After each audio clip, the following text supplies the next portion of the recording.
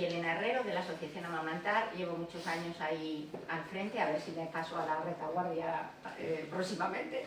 Y están aquí pues muchas compañeras que ya nos conocéis de hace tiempo.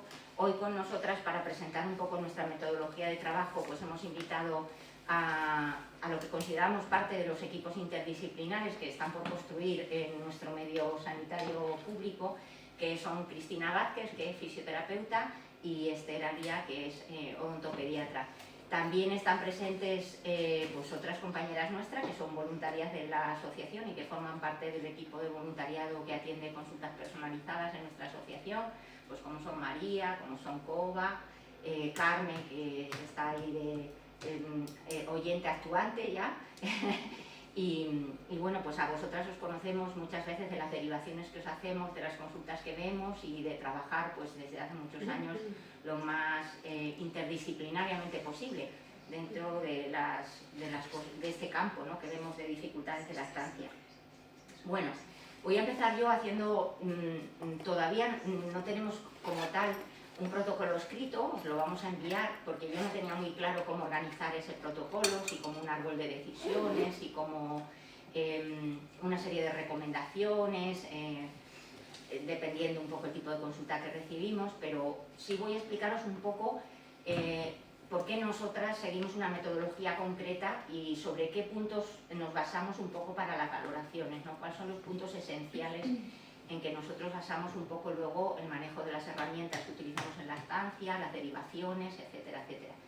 En primer lugar hay que decir que el campo de la lactancia es un campo minado, como el campo de cualquier función natural, como es el parto, como es la digestión, como cualquier otra función natural. Y digo un campo minado porque la normalidad se da en un poco superior a la media, o sea, a la media de los casos, por encima del 50%, pero eso quiere decir que lo otro no es normal. Y como lo otro no es normal y depende un poco de cómo se dan las circunstancias, por una parte y por la otra, y por el medio que las rodea, pues entonces hay que tener en cuenta esta visión integral de la lactancia, porque si no la tienes en cuenta te pierdes. También tengo que deciros que no creo que hoy nos hayan facilitado los medios para atender las consultas de la manera que nosotras las hacemos. Los medios, sobre todo el tiempo, aparte de los recursos. Porque yo les comentaba ayer a las compañeras que yo entré ayer a atender 2 consultas y entré a las 4 de la tarde y salí a las 8. ¿Quién tiene ese tiempo para dedicar a 2 familias y al manejo de medios, que probamos absolutamente de todo, porque todo era ensayo-error, es ensayo-error en muchos de los casos y necesitas tener muchos elementos para probar y combinar y luego ver el resultado de todo eso en el medio en que esa familia se va, que no es el medio de tu consulta, ¿no? Entonces, pues bueno, en primer lugar deciros que las razones de abandono están bastante estudiadas, tanto en nuestro medio como en otros medios. Quizá en otros medios, sobre todo los medios más desfavorables socioeconómicamente, por supuesto estén mucho menos estudiados. Porque si la lactancia materna en nuestro medio occidental es una cuestión personal, se deja a tu socaire personal, es decir, tú te compras el sacaleches, tú te compras la pezonera, tú te compras, o sea, tú vas ahí haciendo tu propio ensayo-error personal y generalmente te vienes abajo porque muchas de esas cosas pues necesitan de lo que se llama una lactancia materna asistida, es decir, profesionales que te puedan asistir en el manejo de todas esas cosas, pues fijaros, si aquí es una cuestión personal, yo hace pocos meses pues estuve en un viaje en los campamentos saharauis y ahí sí que es una cuestión personal y lo único que te encuentras es un medio social que lo comprende todo, que te apoya en todo, que te asiste en todo y que tiene sus propios recursos naturales para encontrar salidas, pero bueno, todo lo que yo vi pues para mí fue desesperante porque nada de lo que vi y de lo que habitualmente tratamos pues tenía ninguna salida eficaz. No podías hacer nada a corto ni a medio plazo y probablemente ni a largo plazo, ¿no? Entonces, pues bueno, quiero decir que cuando se dicen cosas que yo ya les llamo los mantras de la lactancia, ¿no? Las madres desnutridas pueden amamantar, cualquier niño, hasta las abuelas relactan, cualquier niño toma el pecho, bueno, cuando se dicen esas cosas es que no se sabe lo que se dice. Porque es que ni te lo vas a encontrar en la casuística de nuestro medio, ni te lo vas a encontrar en otras casuísticas humanas, porque eso es completamente imposible. Todavía con la hambruna de Sudán salía el otro día la noticia de que hay niños de 2 o 3 años que pesan 3 kilos. 3 kilos, ¿eh? Y madres que tienen tan poca fuerza que no los pueden ni coger del suelo. Entonces, ¿cómo es posible que se digan esas barbaridades? Son verdaderamente cosas que no tienen ni pies ni cabeza.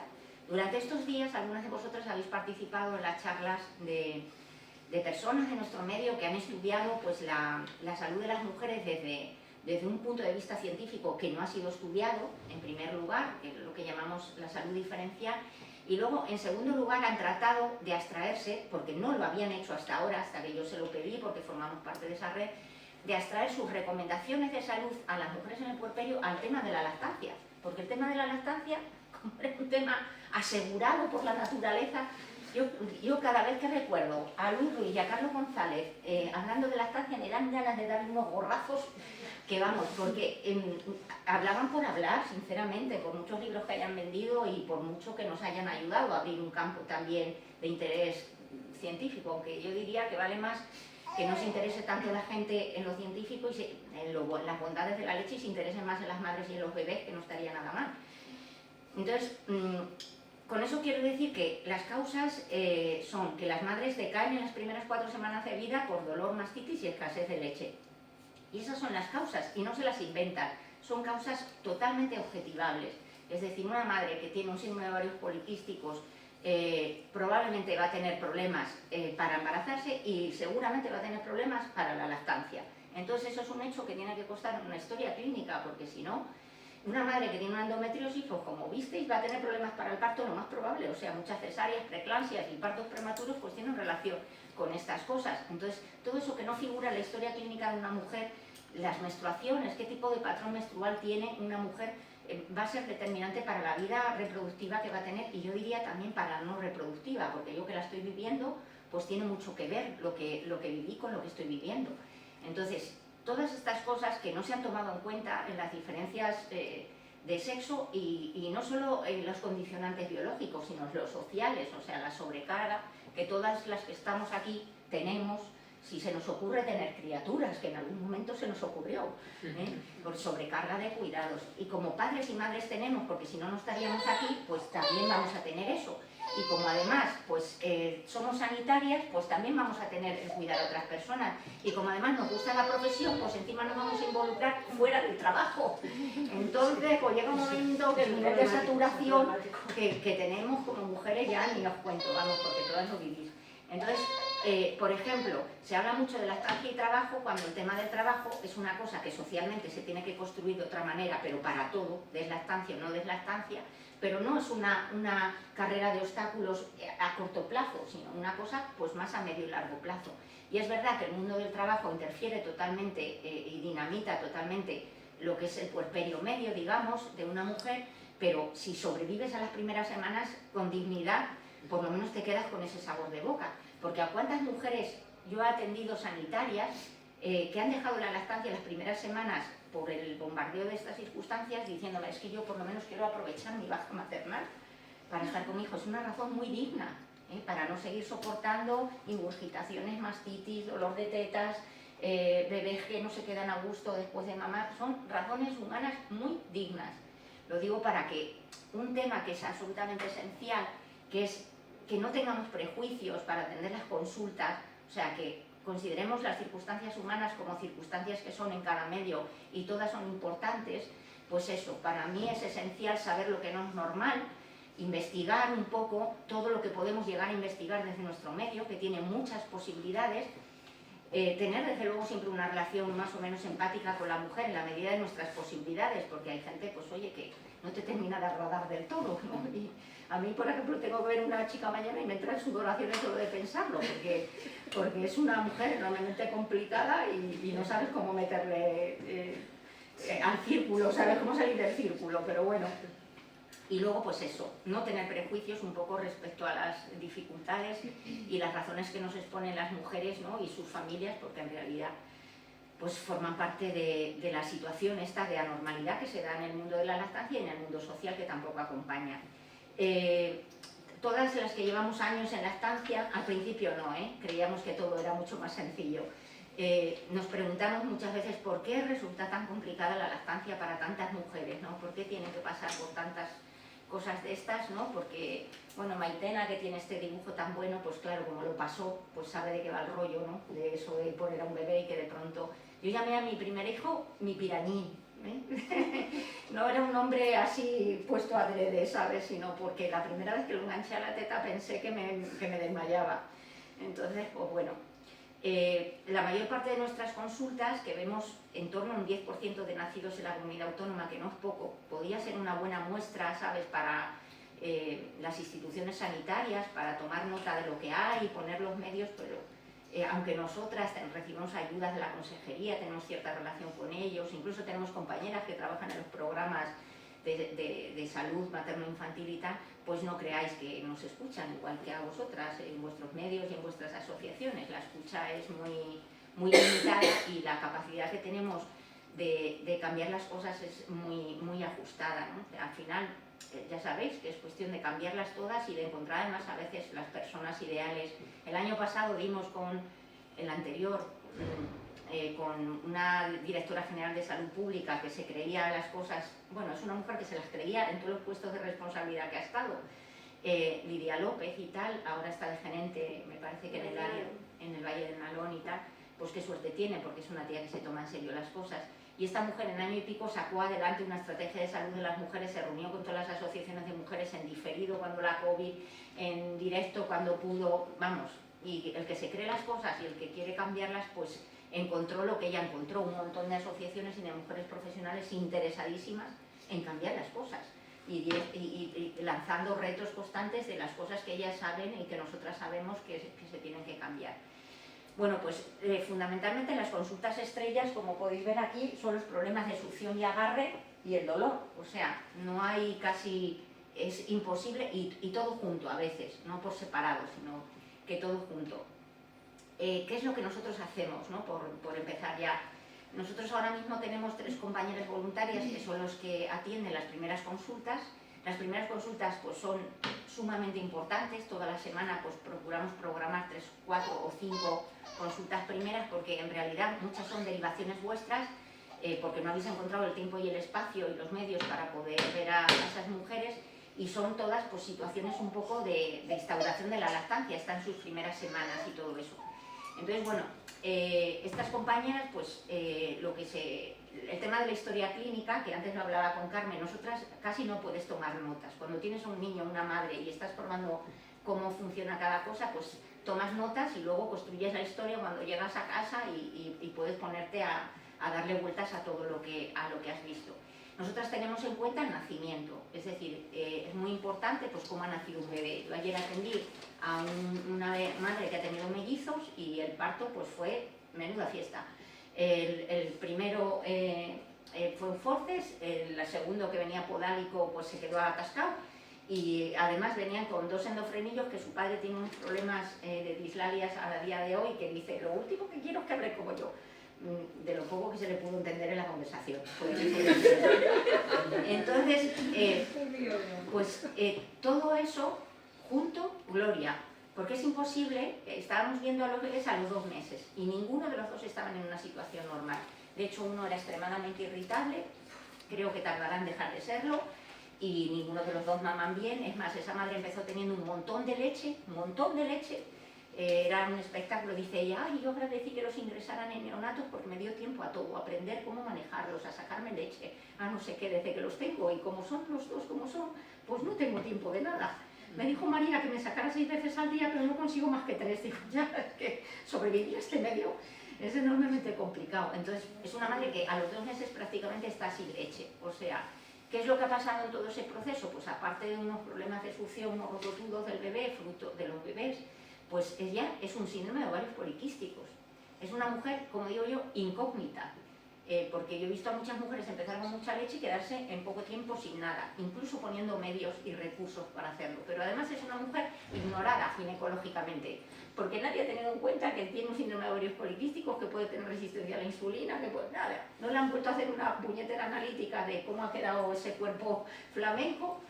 Se embarazó por su propia voluntad porque entró a la consulta de Luca para el tema de la fertilidad porque no se embarazaba.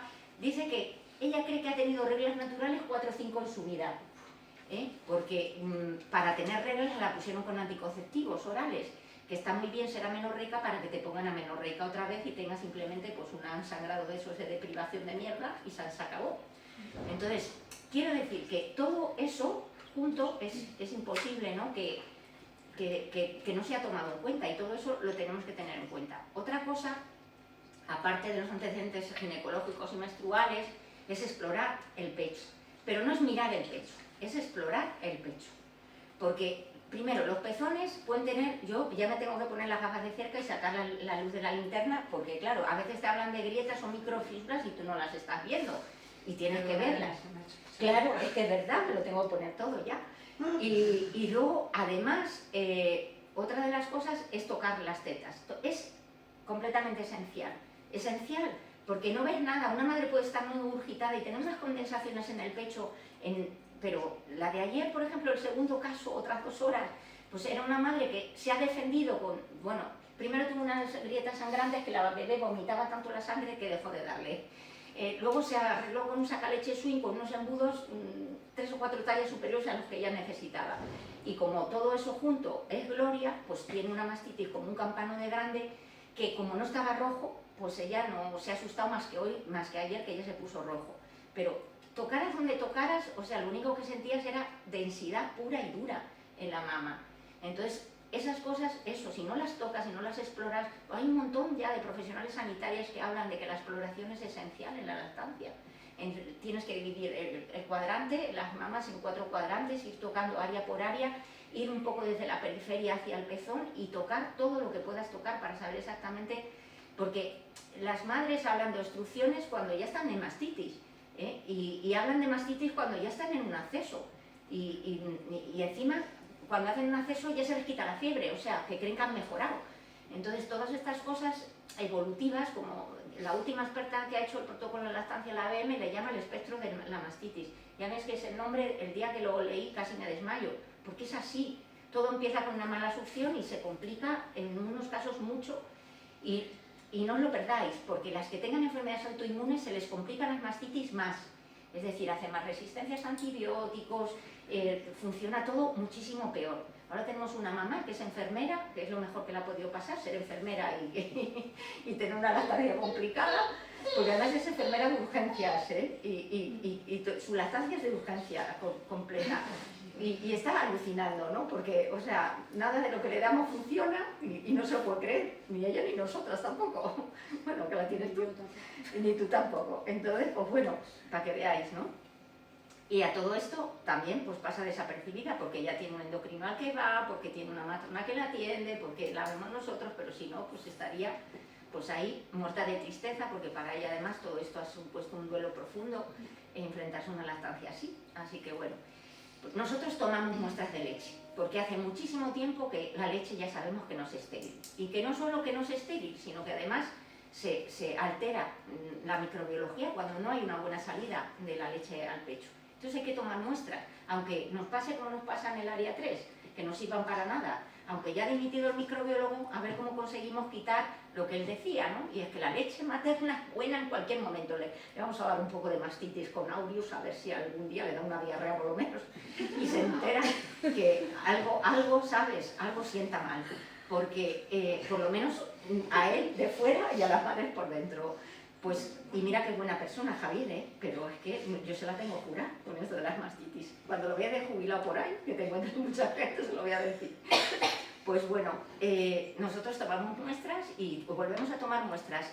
Cuando detectamos el problema, cuando se han sometido a tratamiento después, pues toma, y si vuelve a tener otra alteración, o sea, todas las que podéis tomar, gloria, porque en realidad es necesario chequear a las madres a ver cómo va el proceso. ¿Para qué sirven sobre todo? Sintomatológicamente todo está claro, pero ¿para qué sirve la toma de muestras? Pues sobre todo para evitar resistencias a los antibióticos y además para aportar mayor conocimiento a las mastitis, que a día de hoy es la patología que digo yo que será más antigua de la humanidad, porque me imagino que las mujeres que iban ahí con el trapo pues también las tendrían, ¿entiendes? Y le darían ganas hasta de amputarse una teta, y no había tratamientos y no hay suficiente ciencia todavía en las mastitis. Bueno, otra de las cosas que nosotras hacemos es valorar las tomas al pecho, pero completitas. Es decir, vemos como mama durante un buen rato para ver no solo cómo posiciona la boca, sino si el bebé se queda realmente satisfecho, si produce dolor, si el bebé se desengancha a los 10 minutos, se queda dormido a los 5 minutos, si resulta que vemos la lengua por la comisura o no vemos nada, si metemos el dedo y vemos que la lengua, como ayer de los dos críos que veréis vosotras, pues estaban completamente atrás, bueno, una un poco más avanzada, pero la otra atrás, con lo cual los bebés cuando no sienten un buen soporte de la teta en la boca, pues la muerden, porque es la única manera de que no se les vaya de la boca. Pero si tú muerdes por donde sale la leche, pues no sale la leche. Y además desangras a la madre y además obstruyes la salida natural de la leche y eso altera la microbiología de la mama. Entonces tú todo eso lo tienes que ver aquí en tu cabeza cuando estás viendo una toma en estos casos. Y también vemos la toma en biberón, porque si tú consideras que la madre, lo más fácil que va a tener, daros cuenta, y lo vamos a ver, que la producción de la leche materna se dispara a los 10 días, ya es posible que madres produzcan 400 mililitros de leche, casi medio litro. Entonces, ¿qué tontería vamos a andarnos con, ¿sabes?, con una sonda, un relactador, un no sé qué, un no sé cuánto, a poquitas cantidades? Además, por ejemplo, en cagüeñas, ¿no?, les dan la sondita y ya se quedan tan pichis. Ya con eso han evitado todo, los problemas, la confusión, aseguran la alimentación. Digo yo, desde luego, qué torpeza, porque te tienes que imaginar la vida de esa familia en una casa con un bebé, pues eso, irritable, que pide, que todo eso, que se le sale por la comisura, que no sabes si se lo estás dando bien, pero qué tontería, o sea, parece que cumples un ítem, ¿no?, que es eso, no confundir, y luego, ¿qué papelón cumples realmente con esas familias en su vida diaria? Pues ninguno, no cumples ninguno. Entonces, como nosotros consideramos que el biberón es un elemento que puede ayudar a las familias y que además no tiene por qué confundir, porque lo de la confusión tetina-pezón se ha basado en no observar más que eso, que un bebé prefería la tetina al pecho. ¿Y por qué prefería la tetina al pecho siendo el pecho algo tan natural? Pues porque a lo mejor del pecho no sacaba nada y de la tetina podía comer. Entonces, esa observación está incompleta y la nueva evidencia científica que se tendrá que hacer teniendo en cuenta elementos que hasta ahora no se han tenido en cuenta, como es cómo chupa un bebé, qué diagnóstico tú tienes al alta de ese bebé o de esa mamá, de sus posibilidades, cosa que nada de esto hasta ahora siempre nos pedís, ¿no?, con mucha exigencia, porque entiendo que en nuestro medio nos tenemos que defender lo de la evidencia científica, pero es que el 70% de la evidencia científica que tenemos hoy en día es revisable, o sea, se va a revisar, va a dejar de ser evidencia, con lo cual pues la evidencia no lo dice todo, y no tenemos que buscar ese arma como elemento para acometer las dificultades, ¿no? Y luego, os explicará un poco María, los tipos de tetinas que utilizamos y todo lo demás. Luego, el único recurso que tienes cuando un bebé chupa mal es intentar buscar otro bebé artificial que chupe mejor, y en este caso es buscar una manera de extraer la leche lo más eficazmente posible. Los extractores, por muy modernos que sean y por mucho que hayan cambiado, desde luego mucho mejor que los de mi época son, porque yo en un golpe de locura estrapallé el swing que tenía contra la pared, porque entre lo que como sonaba y que no sacaba nada de leche, pues me desesperé y acabé con él. Pero mucho mejor son, pero no son todo, porque al final es un plástico duro, se adapta bien a la anatomía, a muchas madres les molesta. Ayer, pues con una de ellas debimos probar un montón de embudos, porque nada se adaptaba muy bien a ella. Tienes que mirar hasta el tunelaje, si tienes oportunidades de tener embudos, no solo de diferente talla, sino que tengan un túnel más largo, un túnel más corto, pues te puedes encontrar que una madre, que elonga mucho el pezón, si tiene un tunelaje corto va a chocar contra la pared enseguida del túnel, con lo cual le va a molestar. Entonces, todas esas cosas pues tienes que observarlas y asistirlas. La guía de las enfermeras de Ontario es una de las mejores guías, que además está traducida, que debería ser realmente, bueno, ya sabéis que en algunos hospitales se llena la boca de que se aplica, yo dudo mucho que se aplique en el UCA o en el Valle del Nalón o todos estos sitios que dicen, porque hay que instruir a la gente en la aplicación de un protocolo, no es solamente ponerlo ahí o meter el libro encima de la mesa de un hospital, sino que hay que instruir mucho a la gente y hay que tener recursos y tiempo, y mientras no se dé eso no te sirve de nada tener una buena guía. Pues la llama lactancia asistida, es una belleza de palabra, ¿no? Porque eso es lo que dice, ¿no?, que tienes que asistir a una madre en estas cuestiones porque no tienen nada distinto natural. Y luego otra de las cosas que hacemos son derivar. Derivar porque los problemas de succión hoy por hoy pues, los puedes solucionar y mejorar. A lo mejor no del todo, no al 100%, ¿no? Luego os hablarán las compañeras a quien derivamos, pero sí mejorar. Y desde luego existe una combinación de problemas en los problemas de succión. No solamente es tener un frenillo, es tener otras cosas también adicionales o no. Es el desarrollo madurativo del bebé, es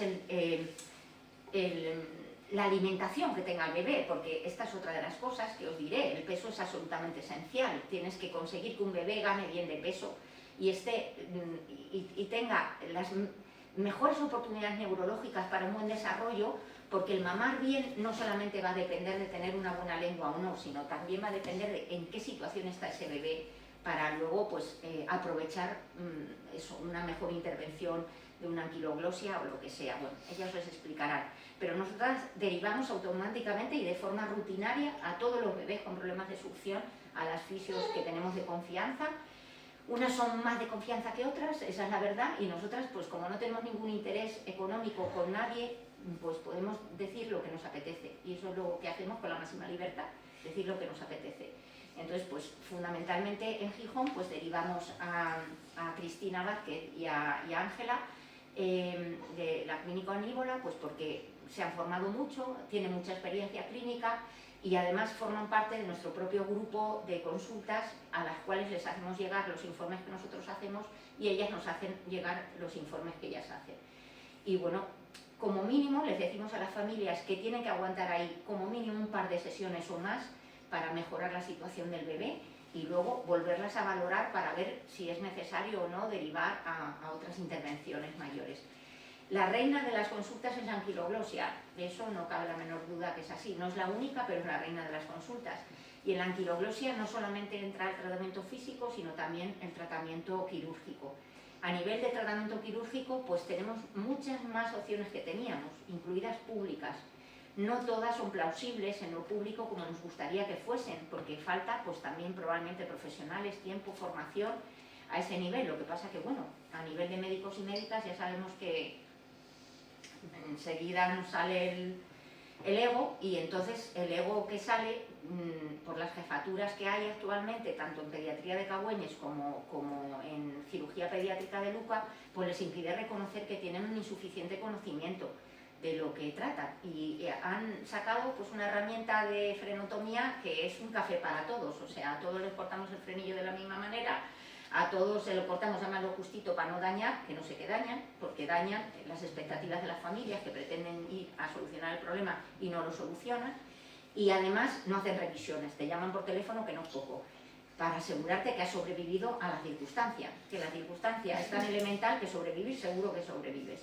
Y luego pues se hacen eco de las cosas que a veces han salido mal en lo privado, que sepamos solo ha salido mal un caso, y no fue nuestro, ni de las personas que están aquí. Fueron de otras profesionales que al calor de este negocio pues todas nos sumamos y cada vez hay más consultas, pues eso, de online de lactancia y de todo tipo. Nosotras fuimos en esta comunidad autónoma, pues no digo que fuéramos promotoras porque a nosotras nos promovieron otros profesionales que había entonces, que nos motivaron a estar aquí. Y no queremos, mientras estemos, que la lactancia se convierta en un negocio. Por eso hacemos este voluntariado y tratamos de alguna manera de cambiar el sistema y de revertir todo lo que aprendemos o sabemos de la experiencia y de los conocimientos a los profesionales. Y por lo tanto, pues después de esas derivaciones, las revisiones hoy por hoy pues las hacemos dos compañeras, que son Andrea Cuevas y yo, porque tenemos más experiencia clínica y pensamos de momento pues que estamos a lo mejor más sensibilizadas y más lejos de cualquier interés que nos lleve a hacer una recomendación inadecuada. No digo que acertemos al 100%, porque ni mucho menos, pero bueno, somos las que hacemos esto, ¿no? Valoramos el avance que ha habido en la eficacia del bebé, no nos llevamos por el corto plazo, es decir, no pensamos que sea suficiente a lo mejor 2 sesiones, pero estamos viendo resultados en el bebé y les insistimos en que sigan haciendo el tratamiento físico para no hacer una intervención que a lo mejor pues, sea demasiado temprana para hacerlo, porque también hemos visto, me acuerdo que Belén hizo esta pregunta en una sesión que hicimos de anquiloglosia en Oviedo, en el Colegio de Enfermería también, con el doctor Almoina, ¿no? que hiciste la pregunta de derivar una anquiloglosia inmediatamente, pues nosotras inmediatamente derivamos ya muy pocas, muy pocas. Tratamos de dar sostén a las familias porque vemos que en el tiempo, en la maduración, en que haya más campo visual para el profesional y se distinga más la naturaleza de esa limitación, porque lo que yo sí he aprendido, yo pensé que de frenillo no iba a aprender más, y además tenía ya un poco de animadversión a hacer más cursos online sobre eso, pero en la última estudiosa, que es una otorrina, la doctora Nils, que ha estudiado sobre los cadáveres de niños que tenían este problema, la anatomía, me sorprendió bastante ver que más allá de lo que tú ves es lo que se siente, es decir, hay unos tejidos mucho más complicados que otros. Parece ser que todos nacemos con una cierta limitación facial y que esa limitación con el tiempo, digamos que se concreta de una manera o de otra, con lo cual es como bastante común ver lenguas cortas cuando un bebé nace y un poco incluso a veces torpes y todo esto.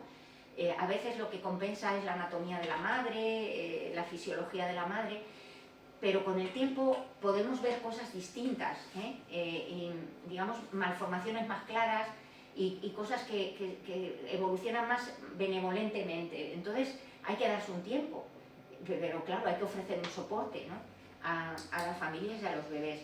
Entonces eso es lo que nosotros valoramos un poco en las revisiones. También valoramos que si la producción de leche materna, aunque no sea completa, ha evolucionado positivamente, porque si no hay que estudiar las causas por las que no evoluciona. Hay que revisar la extracción, hay que revisar las analíticas de las madres, hay que ver si hay una situación anémica, si hay otra situación hormonal desfavorable y todas estas cosas.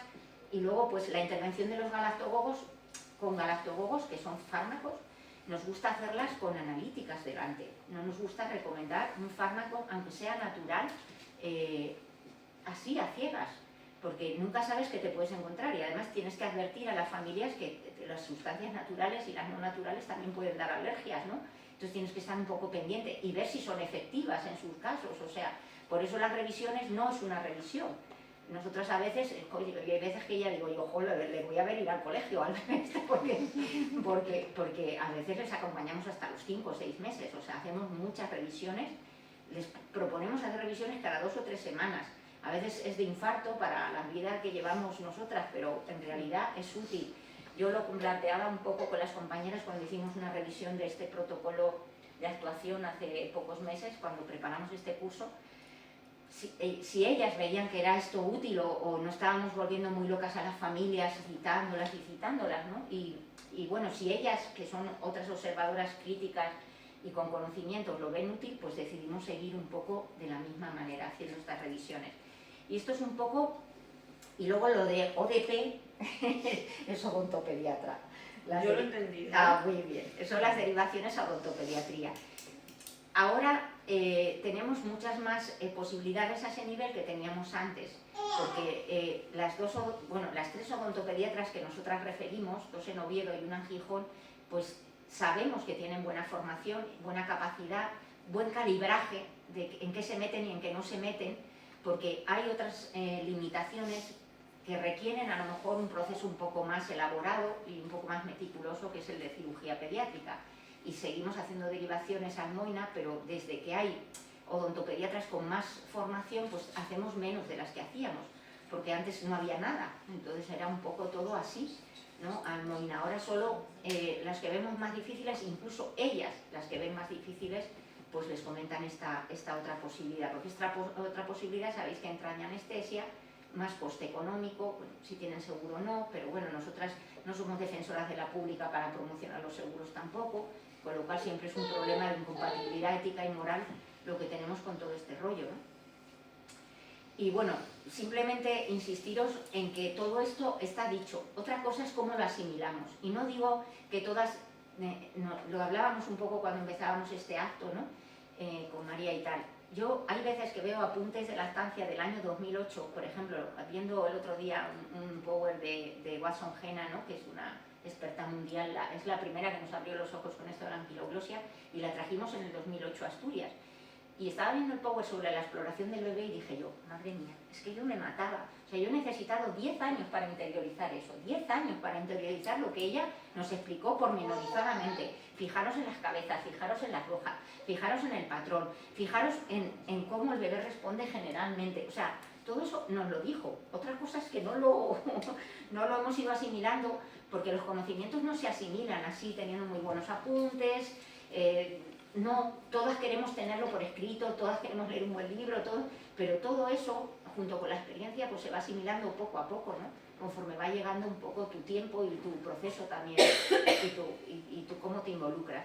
Entonces, en los componentes de la leche materna, pues se habla de la posición y del agarre, que es un término muy general, porque la posición depende de muchas cosas, de la anatomía de la madre y de la anatomía del bebé, y el agarre igualmente. Entonces, bueno, la posición y el agarre, como digo yo, es lo que nosotros veíamos, pero no lo que nosotros entendíamos, o lo que realmente ocurre, o lo que somos capaces de entender ahora. Se habla del suministro de leche como si fuera una cosa que se va a disparar de forma natural, y en muchos casos hay madres que funcionan hormonalmente como relojes suizos. Es una maravilla, que es una maravilla, ¿eh? Pero no se da así en todos los casos, ¿eh? Te lo digo yo también, que he necesitado 3 hijos para que las cosas funcionasen, y no porque me he encontrado 3 anquiloglosias, pero realmente con 3 hijos pues empezó a funcionar hormonalmente la cosa mucho más favorecedora para un bebé con dificultades que no con el primero, que todo se movió peor. Y luego la transferencia de leche materna es la capacidad que tiene el bebé de realmente sacar esa leche, y esa transferencia determina no solo cómo se alimenta el bebé, sino lo que le va a ocurrir en las tetas a la madre. Con lo cual, los 3 componentes ahora, que antes los veíamos tan esquemáticamente, cada uno de ellos entraña un montón de cosas que tenemos que aprender. Y es súper importante valorar el peso del bebé. Hay milongas las justas y paños calientes los justos, porque no tiene ningún sentido si sabemos que un bebé mucho más potente neurológicamente, porque para eso sirve el alimento fundamentalmente en un bebé que explota, como explota los 3 primeros meses de vida, kilo por mes, pues para eso sirve el alimento, para que su capacidad de enfrentarse a su dificultad sea muchísimo mayor. Entonces, no hay que disculpar las ganancias de menos de 25 gramos, hay que potenciarlas, y si no es con leche materna, es con leche extra, que vivimos en un mundo de una cierta seguridad, y luego hablaremos un poco también de las leches. Y tenemos que valorar el proceso de la lactancia materna no al mes, ni a los 2 meses, mi niña, que ya lo hemos perdido todo. Tenemos que valorarlo al alta, como mínimo al alta, que ya se saben muchas cosas. Por supuestísimo, si podemos captarlo a las 7 días y si podemos rematarlo a los 15, porque ya al mes llegas tarde al proceso de la lactogénesis. Entonces, pues bueno, es súper importante los tiempos que nos demos. Está claro que hay una hipogalactia primaria, que hay una hipogalactia secundaria, que depende de todas estas cosas de las que hemos hablado, pero una madre como mínimo a las 4 semanas necesita tener un mínimo de 800 mililitros de leche. Y esto ha sido mucho más estudiado por niños y niñas en este trabajo, que bueno, luego lo tendréis todas y tal, pero en la última revisión sistemática que ha habido sobre eso, qué necesidad puede tener una madre de producir leche materna, y han metido un montón de trabajos y de estudios y de referencias, pues te sale esa cantidad, 800 mililitros de leche. Y a veces es escasa, hay bebés que necesitan más, por lo menos 1 litro de leche.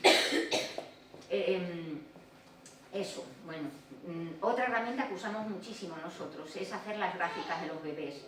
Las gráficas de la OMS, que están hechas para bebés amamantados y que no discriminan razas, no tienen sesgos de raza y sí tienen diferencia de sexo.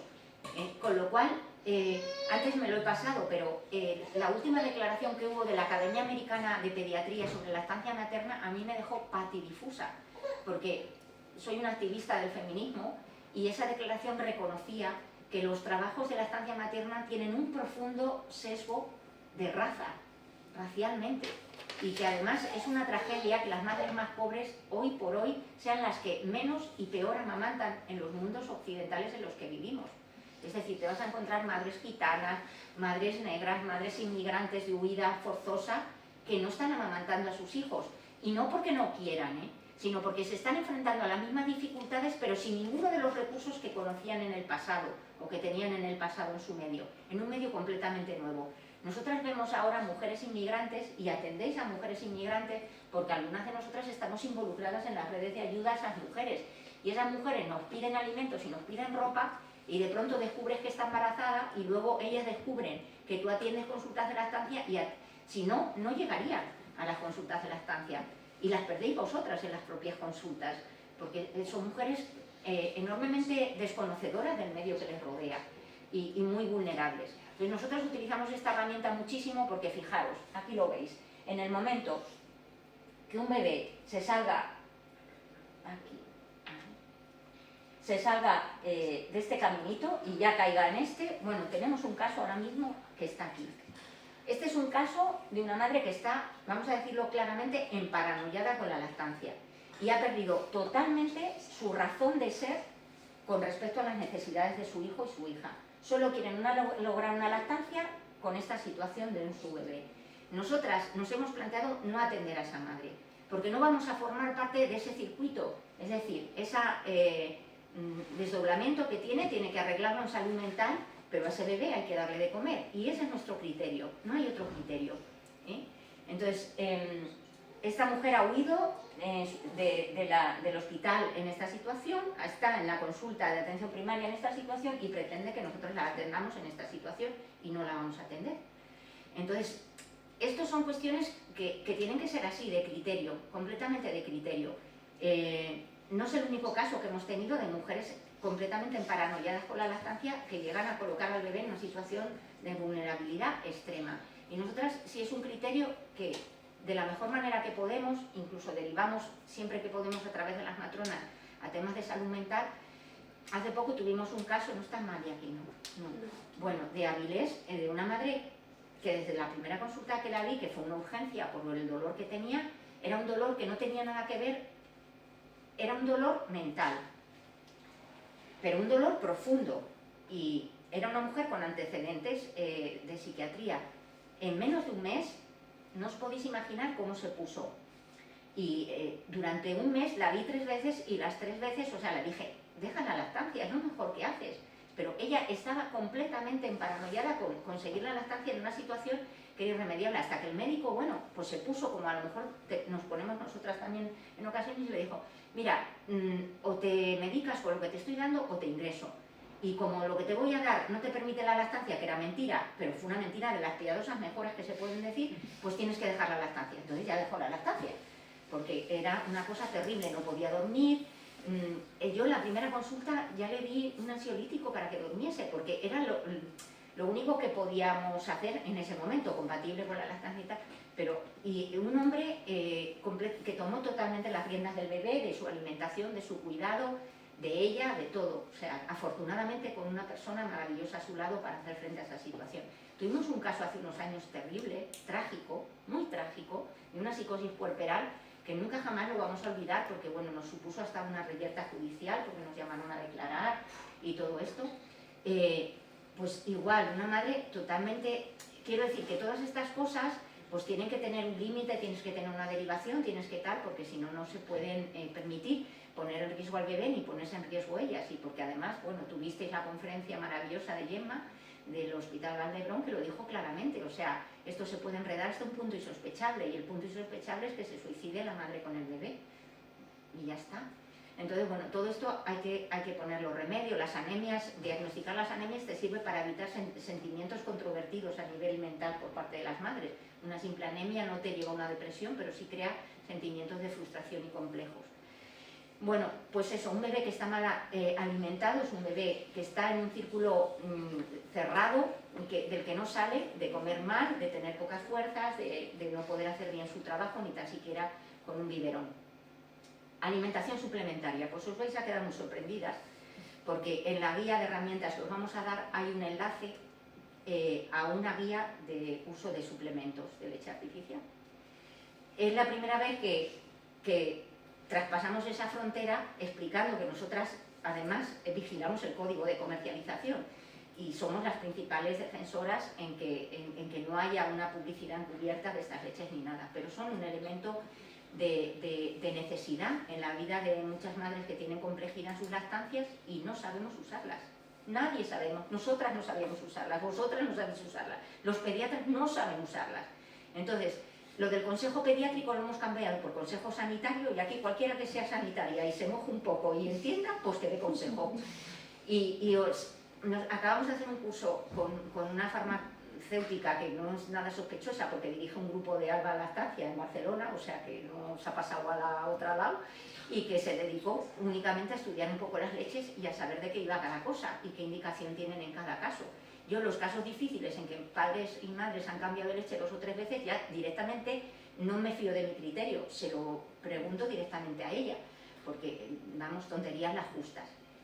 Y voy a decir una cosa, es verdad que podemos sensibilizar a un bebé con la proteína de leche de vaca con los suplementos, es verdad, pero estamos atrapados en un sistema en que los únicos suplementos de leche de vaca que te encuentras en un hospital son la leche de vaca, no te encuentras ningún hidrolizado, porque los laboratorios regalan esa leche al hospital.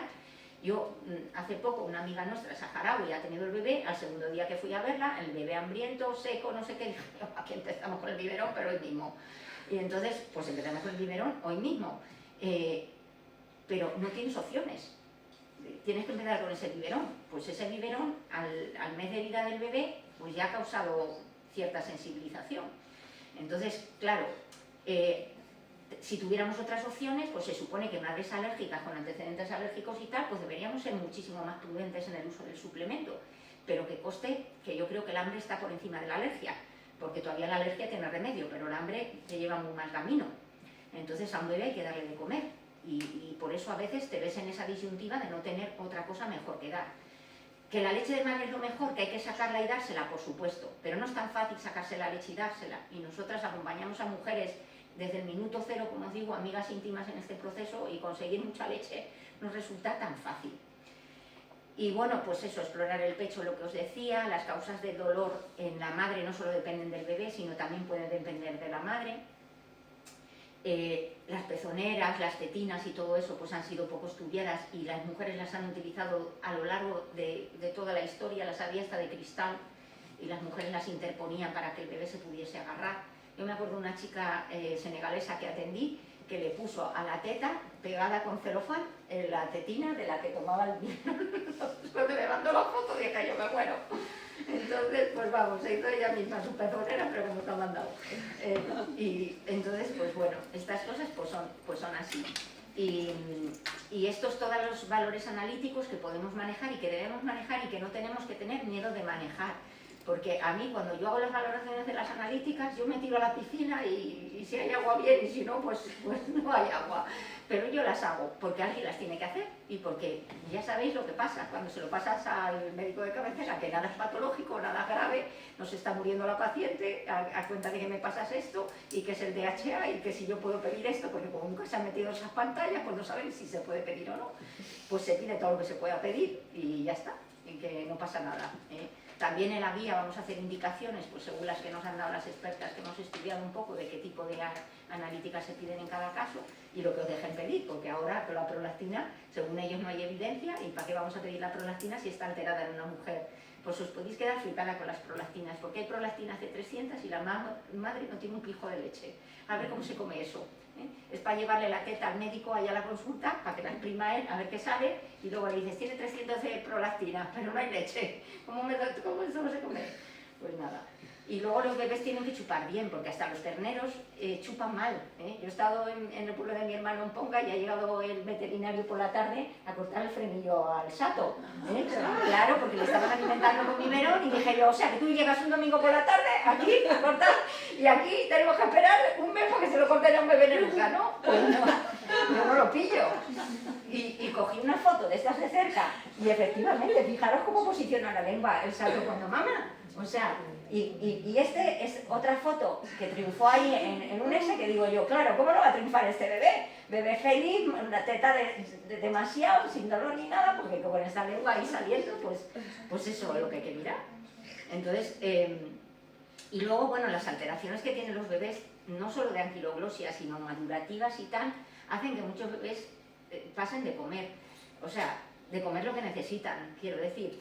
Me acuerdo hace muchos años, el primer Pierre Robin que yo vi, que era de una madre de cirujana en el hospital de Neluca, le dieron el alta después de 2 días estar ingresado en Neluca y no haber comido nada. Y le dan el alta y la madre se pone como loca a buscar por internet a ver quién le puede ofrecer algo para comer algo, porque ni se enganchaba al pecho, ni a ninguna tetina, ni nada, ni al biberón Haberman que le habían dado en el UCA.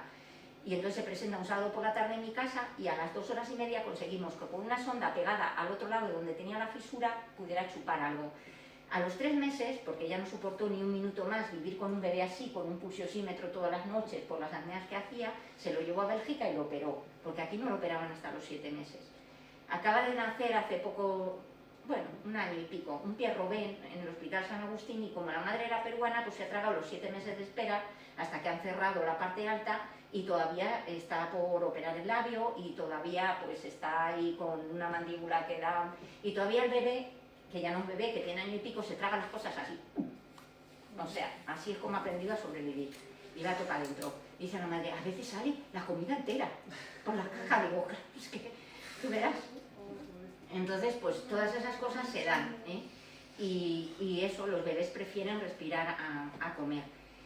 Y lo último que podemos hacer con la lactancia es montar el matarile a una madre. Quiero decir, está aclarado y refutado científicamente que las dificultades en lactancia, léase grietas, dolor, mastitis, todo eso, generan un montón de estrés en las madres en el puerperio inmediato, porque el puerperio es un periodo de gran oscilación hormonal. Lo explicó Gemma, que como mínimo tienes un blues, eso como mínimo, que te puede durar 3 días, pero luego puedes ir para la ansiedad y de la ansiedad a la depresión y luego hasta psicosis. O sea, que en ese paradigma, ¿no?, de avance de la patología mental, pues una madre con antecedentes de dificultades de lactancia se puede meter más rápidamente. Con lo cual, hay recomendaciones en lactancia que no tienen valor ni sentido desde el punto de vista de los derechos humanos. Y es, yo en Cabueñes, bueno, casi me echan en un curso que di porque dije yo, es que no es adecuado decir a las madres que se despierten a mitad de la noche para sacarse leche. No, no es adecuado, no es bueno para las madres. Y las madres el sostén del bebé, y en la lactancia pues el soporte físico y emocional. Entonces, pues tenemos que tener cuidado con las bondades de la lactancia, porque a la lactancia también hay que ponerle límites en situaciones comprometidas de las madres. Con lo cual, pues bueno, existe este espectro, digamos, común, vaya, me salí total, existe ese espectro común entre las, digamos, las alteraciones perinatales del ánimo y los trastornos, o sea, y las dificultades de lactancia. Solo quería terminar diciendo que considero que es absolutamente esencial cuando atendamos a madres con dificultades en lactancia, pues eso, atender a las mujeres y a sus circunstancias, porque no es lo mismo una mujer que está aquí sola, completamente sola, monomarental, pero en un medio más o menos favorable, que una mujer sola en un medio completamente desfavorable, que una pareja que funcione, otra que no funcione, porque el soporte, hoy por hoy, yo estaba muy segura como feminista que los permisos parentales para los padres iban a ser muy buenos para las madres. Y ahora, al cabo de la experiencia, estoy completamente segura. Es verdad que en unos casos los aprovechan más unos que otros para ir al gimnasio y eso, pero lo cierto es que las madres están acompañadas y no están solas, porque ahora, pues, y más las madres que tienen dificultades necesitan un soporte, aunque sea logístico, que las lleven, que las traigan, que les laven el sacaleches y que todo esto, ¿no? Y creo que es mucho más favorable anteponerse a complicaciones mayores que quedarse en la simpleza de la situación que estás viendo. O sea, es mucho mejor prevenir complicaciones porque tienes en cuenta que se van a producir que no tal. Y luego, por supuesto, es esencial facilitar recursos a las mujeres y tenemos que tenerlas. No está aquí hoy Ana de Contrueces, pero Ana es una matrona que ha conseguido que el área sanitaria pues la pague sacaleches, pezoneras y movidas, es decir, eso que ha logrado ella para el área 5 hay que lograrlo para todas las áreas sanitarias, para tener medios en la consulta. Y perdón, me enrollo mucho. Sí. Pues ahora, Cris o Esther, bueno, siéntate tú aquí, en la parte central. No me digas.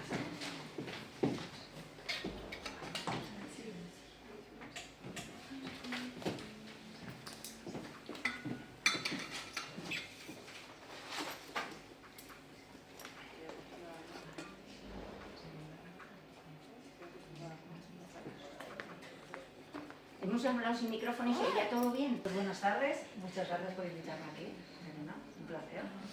Y nada, muchas gracias a todas por estar aquí escuchándonos. Y nada, Me ofreció Elena venir aquí a hablar de frenotomía. Bueno, yo soy de un pueblo de Toledo, pero a Extremadura. Me fui a vivir a Madrid a estudiar mi carrera. Me formé en la Complutense. Luego hice mi especialidad de 3 años de ortodoncia. Yo soy ortodoncista, no pasa nada. No pasa nada. Yo soy ortodoncista, pero hago mucha ortodoncia infantil. Luego hice mi doctorado y mi postdoctorado en el Hospital Ramón y Cajal, que coincidí con personas magníficas, y por amor terminé en Asturias. Aquí estoy, desde 2019, podríamos decir, sí, y cuando llegué, como nadie me conocía, bueno, no sé, no conocía a nadie, digo, no he hecho currículum desde hace 15 años, lo tengo que actualizar, ¿cómo hago? Pues dije, me voy a montar mi clínica, me atreví, y abrí en enero del 2020, y en marzo del 2020 pues me apareció el COVID, y dije, pues fenomenal, y nada, pero bueno, seguimos ahí, y nada, muy bien, muy contenta por el proyecto y por todo, y bueno, y al final pues voy conociendo ya gente, entre partos, lactancias y tal, pues bueno, ya voy conociendo a gente, y nada, y aquí estoy, esta soy yo. Y bueno, voy a dar así unas pinceladas, me paráis, no me quiero enrollar mucho, no sé, me paráis si me tenéis que preguntar algo, y voy a ir obviando lo mismo cosas que ya sabéis de sobra. Pero bueno, empezamos pincelando conceptos, que es un frenillo lingual, pues es el pliegue vertical de la mucosa que surge en la línea media de la superficie ventral de la lengua y une esa lengua al suelo de la boca.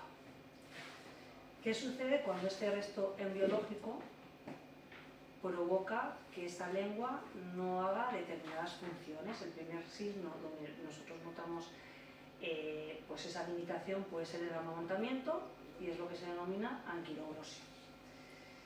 Esta presencia de anquiloglosia a día de hoy pasa desapercibida, bueno, pues casi en muchos casos, porque la gente no está formada. Es lo que yo opino aquí a título personal.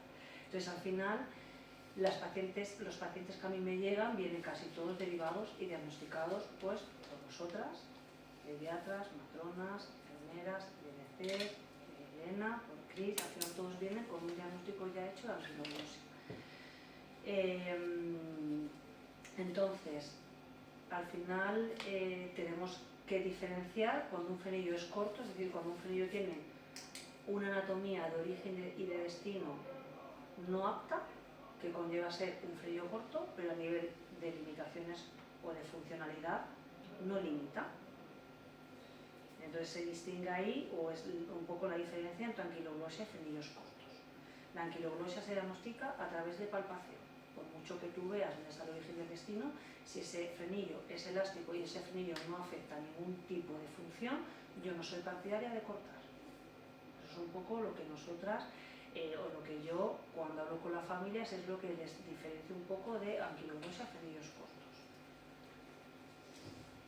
La prevalencia de anquiloglosia a día de hoy ronda entre un 3 y un 4% en recién nacidos, y hay un 10% en adultos y adolescentes. Ese 10% en adultos y adolescentes es porque en su momento de recién nacido nadie les diagnosticó.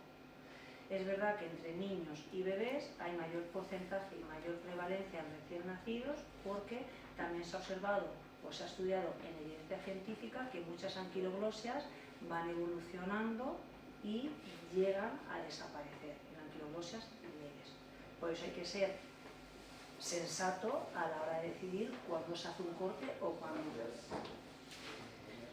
A nivel de la patogenia de la anquiloglosia, es un tema a día de hoy desconocido, porque la expresión en mayor medida o menor medida del genotipo de la anquiloglosia no está claro.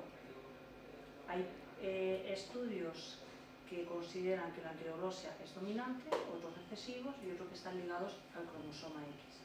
Ahora mismo no está bueno, pues consensuado qué patogenia tiene. Aquí se han modificado cosas, consecuencias de la anquiloglosia, falta de las consecuencias. Aquí lo mismo es donde yo me puedo enrollar más, ¿vale? Entonces, consecuencias de la anquiloglosia a nivel de desarrollo craneofacial.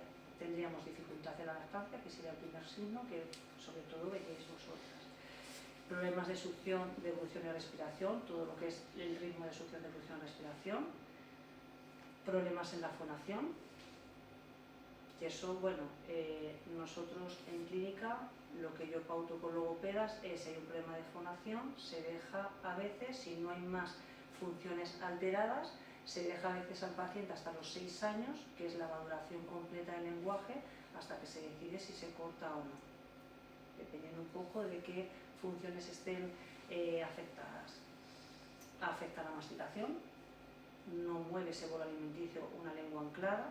La mandíbula retrognática, sabemos que la mandíbula retrognática es así para facilitar la salida por el canal del parto, y esa mandíbula tiene un crecimiento antero-posterior hacia adelante en esa succión del amamantamiento. Si ese frenillo te limita o tiene esa actividad de la musculatura sublingual muy hipertónica, ese movimiento antero-posterior no se va a producir y va a haber un crecimiento mucho más vertical en esa cara del sujeto. Desarrollo de las estructuras faciales, sobre todo de tercios medio e inferior de la cara.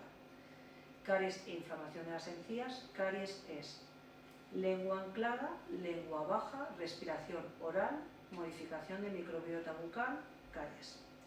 Inflamación de encías, exactamente por lo mismo, ese aire que entra en la boca modifica todo ese tejido blando, esa encía, que hace que sea más susceptible de enfermedades periodontales. Más luego, la enfermedad periodontal o la inflamación de encías, dependiendo del origen, del destino al que llegue el frenillo. No es lo mismo que se inserte justo detrás de la erupción dentaria que se inserte más en el suelo bucal. Paladar estrecho que provoca maloclusiones, tanto apiñamientos como rotaciones dentales, es por inserción de frenillo, y paladar estrecho por una lengua que no estimula ese crecimiento del paladar. La lengua, en ese movimiento de succión de evolución, hace como ese salto que digo yo de ballena en el paladar. Ese toque es lo que hace que ese paladar se ensanche y que esa base nasal se ensanche y que ese niño o esa niña puedan respirar con una base nasal ancha, una respiración nasal, no oral, y ese paladar se abra a nivel fisiológico. Es verdad que no se puede decir esa afirmación de no te han cortado el frenillo y necesitas aparato. No, porque nosotros tenemos al final un paladar estrecho y unas estructuras faciales y óseas que dependen de la genética de cada humano. Entonces, tú tienes un niño con un paladar estrecho donde su padre y su madre han llevado aparato, y por mucho que cortes el frenillo y facilites esa respiración oral, lengua en el paladar, expansión fisiológica, ese paladar, si tiene que medir 50 milímetros y su mandíbula 45, va a ser un paladar que va a medir 40 y su mandíbula 35, y se tienen que hacer expansiones, porque si no, no van a entrar los dientes. ¿Cortes frenillo o no cortes frenillo? Entonces hay que diferenciar también que sí que el frenillo te va a facilitar esa expansión fisiológica y esa simetría en el desarrollo, ese crecimiento transversal, pero puede que el crecimiento transversal tenga su límite porque tú a nivel óseo partes de una base estrecha. Escoliosis y cifosis, exactamente por respiración oral. Cuando un paciente tiene la lengua baja y respira por la boca, hace una atrofia de narinas y de tercio medio de la cara con pómulos muy planitos y malares muy planos, y tiene una posición mucho más adelantada para poder coger ese aire. Esa posición adelantada puede generar una cifosis. A nivel de escoliosis, niños que tengan tercio medio atrofiado y que no usen las narinas atrofiadas, masticadores unilaterales que tienen más acentuado una narina que otra, esa narina tiene mayor resistencia al aire y respira mejor, entonces tienes un desarrollo mucho mayor unilateral de todo el cuerpo. Es como si yo toda la vida todos los días hago 60 repeticiones de este bíceps y este no las hago. Pues vas a tener una tonificación la mitad del cuerpo y de la otra no. Cuando tú observas en una foto que la hacemos de narinas, ves una narina mayor que otra, ya te está indicando que ese paciente es masticador unilateral. Esta respiración solo de una narina puede hacer que haya mayor rendimiento o mayor desarrollo pulmonar unilateral, de manera que pueda ejercer al final una ligera escoliosis posturológica, que muchas veces con una reeducación a nivel de narinas y de respiraciones con dilatadores de narinas, y puedas fomentar el desarrollo respiratorio del otro pulmón al ensanchar esa parte de caja torácica, diafragma y pulmón, parte de esa escoliosis posturológica se acentúa y se equilibra. Asimetría mandibular, mandíbulas muy anchas por esa lengua baja, esa falta de estímulo de crecimiento transversal hace que el paladar sea muy pequeño. Tenemos un paladar 40 milímetros, una mandíbula 40 milímetros, cuando el niño va a chocar, los dientes más largos de la boca son los caninos, y entonces el niño dice, bueno, aquí tengo dos contactos, ¿esto para qué sirve? Yo tengo que masticar, y cago, desvío. Hago una simetría mandibular para poder masticar, y en esa situación yo sobrevivo mi masticación y voy creciendo de una manera asimétrica. Que si eso no lo tratamos, que además las mordidas cruzadas son una maloclusión que en cuanto la ves la tienes que tratar, tenga 3, 4, 5 años el niño ya se tiene que tratar, lo que fomenta si no lo tratas es que ese niño al final vaya creciendo con esa simetría mandibular, una rama un poco mayor que otra, un cóndilo que entra diferente en una eminencia con respecto a la otra, en una cavidad adrenoidea con respecto a la otra, y ya vas generando pues bueno, una postura de 2 grados acentuada o una compensación postural de 2 grados hacia un lado, vas generando diferentes situaciones que genera que esa simetría mandibular pueda conllevar una simetría ósea, un paciente con una desviación. No me quiero liar mucho, que ese es mi mundo, que me gusta mucho, pero bueno. Ronquidos y apneas del sueño, mandíbulas retrognáticas, mandíbulas en una posición posterior, vía aérea poco permeable, hay que valorar siempre en una radiografía lateral o en un CBCT de... Fíjate,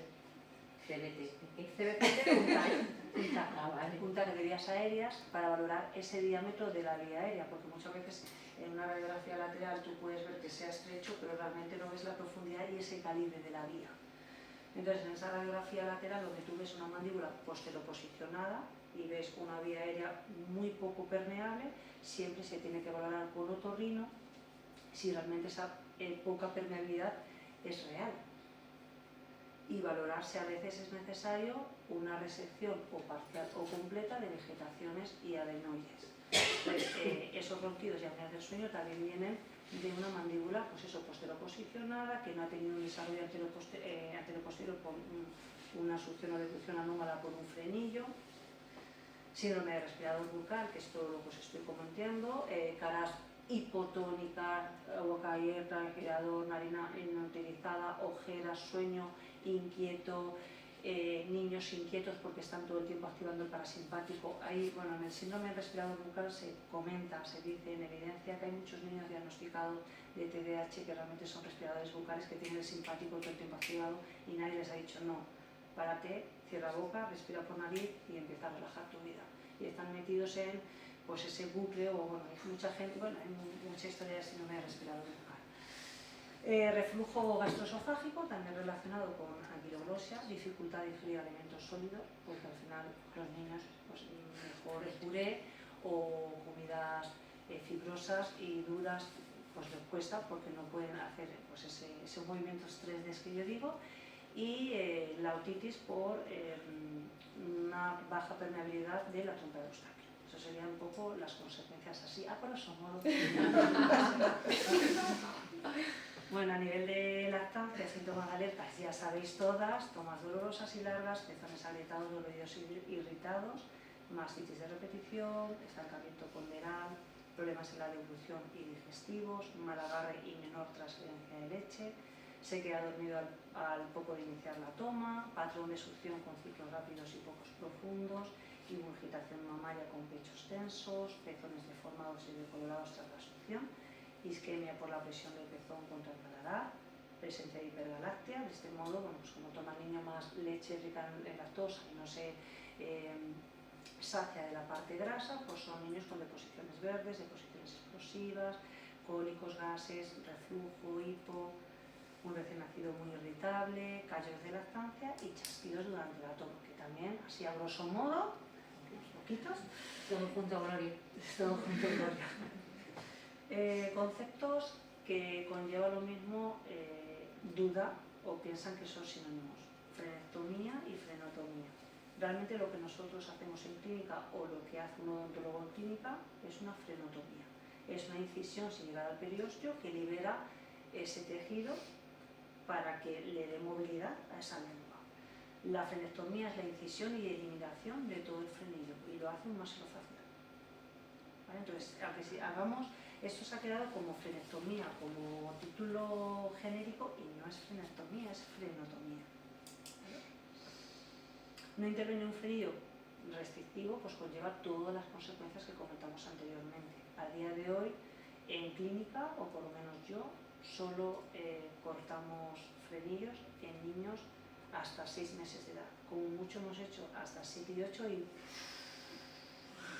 yo no sudo en el gimnasio, pero a veces he dicho, madre mía, que sudar, digo, porque sangran mucho. Entonces, en clínica se puede hacer hasta los 6 meses, de 6 meses para arriba sedación, que yo siempre pongo los 6 años de edad, y de 6 años a 8, que tengo muchos casos, pues a valorar, porque al final con 6 años sí se puede hacer en clínica, pero la parte mala es que tienes que anestesiar infiltrativa 2 pinchazos al lado del frenillo, y el muchacho con 6 años, como te vea con su jeringa, hace clic, clic, clic, clic, clic, clic, clic, y te dice, no vuelvo en tu vida. Le causa al muchacho un trastorno y un miedo al dentista que al final yo no quiero. Entonces, cuando llegan los 6 años, siempre lo comento a los papis y digo, mira, vamos a empezar a rehabilitar masticación bilateral, respiración, paladar, ensanchamiento del paladar, postura, pisada, y dejamos el frenillo para cuando me quiera un montón que me permita poder anestesiar y poder cortar, que eso sí que lo hace cirujano oral. Yo niños de mayores de 6 años no lo hago, lo hace cirujano.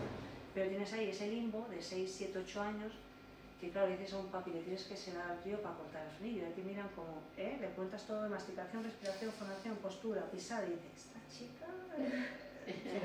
Sí, entonces, bueno, son temas para mí difíciles, así que al final, cuando ves esa familia que tiene dudas, ¿qué harías, Esther? Córtaselo, si es que te sobra el frenillo, te sobra. Pero bueno, o sea, al final es una decisión de los papis. Y muy importante, la rehabilitación, por lo menos de cara a los niños de 0 a 6 meses, esa rehabilitación post-frenectomía para facilitar que esa cicatrización pues, no haga una queloide y bueno, recomendar ir a un fisioterapeuta especializado en lactancia materna para favorecer que esa cicatrización y esa rehabilitación a nivel funcional se produzca. Al final solo el corte yo lo veo pobre. Entonces el protocolo que nosotras hacemos, yo tengo en mi clínica un movimiento infantil que siempre intento pues eso, buscar que el niño no tenga trauma. No tengo ningún trauma con dentista ni ningún trauma con nada sanitario, pero es algo que a mí, bueno, pues me gusta que al final el niño, pues hacemos eso, que venga pocas veces a talleres de motivación, venga, vea la clínica, vea el aspirador. Al final el dentista es invasivo, ¿no? Estás muy cerca de él, en tu boca. Entonces, bueno, yo quiero que se haga amigo mío, que me conozca, sí, ya vengo aquí al dinosaurio, cuando ocurra algo, ya está de sobra, ya te conoce. Entonces, te permite anestesiarle, te permite estar 1 hora viendo la boca, hacer un tratamiento. Entonces, bueno, lo tengo así como muy cookie para ese un poco miedo al dentista. Tenemos sala de lactancia, donde siempre después del corte los llevamos allá a los papis y se quedan el tiempo que sea necesario. Pues bueno, si se pone nerviosa, tal, no sé qué, como lo tenemos ahí, se cierra la puertecita y ella está ahí metida con el papi y dan la alimentación que quieran dar, tanto biberón como pecho. También tenemos un cambiador para que ellos, bueno, si sucede, puedan cambiar a los peques. Este es mi equipo que me acompaña todos los jueves por la mañana, que está aquí Ornella conmigo, acompañándome. Y mi talismán que es Chris, que es verdad, bueno, aquí me falta en equipo multidisciplinar, perdonadme, ¿vale? Me falta IBC, enfermeras, matronas, pediatras, bueno, porque ya ahí en otro lado de la no calle. sé lo que pasa aquí, como ya me habéis, ya yo soy secundaria a vosotras, entonces ya he entendido como el equipo multidisciplinar con quién yo cuento para hacer, pues bueno, el corte. Con vosotras ya sé que tienen que estar con asesorías de lactancia y controladas a nivel de lactancia materna o de la alimentación que haga. Entonces, algo que me pueda diferenciar o que pueda diferenciar al final el protocolo es ella. O sea, yo todos mis compañeros, ninguno corta, ninguno hace nada pediátrico, ni nada. Yo al final, pues bueno, me he metido porque me gusta y hago mucha cosa pediátrica e infantil, pero los que cortan, o la gran noticia que tuvimos en Madrid de ese paciente, una compañera mía y tal, al final, pues bueno, el tener a Cris para mí es un talismán, porque yo miro la parte anatómica y yo miro esa parte mía funcional de masticación, de todas las funciones orales, pero ella mira su parte de función lingual, ¿vale? Entonces, para mí, el tenerla a ella en mi equipo y el haber creado ese protocolo, pues estoy muy orgullosa y me gusta mucho, y los resultados que estamos teniendo son buenos, porque no solo corto y ya está, no tienes a alguien que diga corta un poquito más, corta un poquito tal. Entonces, bueno, tienes ahí esa parte positiva. Luego, niños más mayores siempre se tiene que cortar con la figura del logopeda. Es verdad que en un bebé, pues claro, el pobre no colabora y tal, pero siempre que haces una frenotomía en un niño ya de 3-4 años, debería ir acompañado de un logopeda, y en el caso de frenotomía, pues tenemos cirujanos maxilofaciales. Primer paso, ¿qué hacemos nosotras? Entrevista con los papis. Pasan los papis al gabinete, nos cuentan, bueno, hacemos el test de la lengüita, que ahora os lo voy a decir, pero bueno, vemos un poco, valoramos al bebé, vemos la situación familiar, nos cuentan los papis, pues bueno, cómo está, en qué grado emocional a veces está esa mami, ¿no? Lo hablamos Cris y yo. A mí que siempre me da mucha penita que deje la lactancia materna, pero es verdad que a veces es que está obsesionada, o no va a conseguir nunca una lactancia materna porque tiene una enfermedad de base. Entonces, bueno, siempre hacemos esa entrevista con los papis, nos presentamos, contamos un poco qué vamos a hacer, cómo procedemos, siempre les damos esa libertad de, bueno, os hemos contado todo este rollo, os quedáis aquí y ahora decidís qué queréis hacer, y nos vamos. Algunos dicen, no, no os vayáis, que ya lo tenemos decidido. Fenomenal, pero siempre dejamos esa libertad de que la familia sea la que elija si quiere cortar. Y valoramos al bebé si es factible o no el corte. Si nosotros vemos, pues es submucoso, va a sangrar mucho, es un niño muy grande, con mucha fuerza, ya 7 meses, mucho sangrado, pues lo siento, pero te vas a una sedación. O, bueno, o a veces lo valora Cris, o viene de otros compañeros, y al final decimos, pues mira, pues llama a Ángela y dile que otras sesiones más de fisio, para que se exponga mucho más el frenillo, y el día que venga esa exposición haga que el corte sea mucho más rápido, y que el niño, pues al final, pues esté el menos tiempo posible, el pobre pequeñazo. Tenemos unas recomendaciones pre-frenotomía que, bueno, a veces las podemos dar y otras no. Es verdad que siempre, pues bueno, cuando nos llaman les decimos que les den, según los kilos que pese el crío, mayores de 4 kilos, que le dé una dosis letal previa a la frenotomía, y que vengan con 2 horas de ayuno por posible vómito. Muchas veces vienen, no se les ha dado esas recomendaciones pre-frenotomía, lo deciden allí, o ha sido, bueno, pues ha sido una derivación muy rápida. Viene el jueves, nos ha hablado, vienen pues horas de ayuno, habitualmente pues se suele hacer, pero muchas veces no, y la pileta a veces pues no vienen con ello, pues a veces se hace sin esa dosis previa. Hacemos el test de la lengüita, pues bueno, vamos pasando todo lo que es, bueno, ya sabéis que es un test que estudia a nivel anatomo-funcional, y luego también la sección nutritiva y nutritiva. Vamos paso por paso con las familias, señalando pues todo lo que conlleva esa lactancia materna a nivel anatómico, posición de los labios.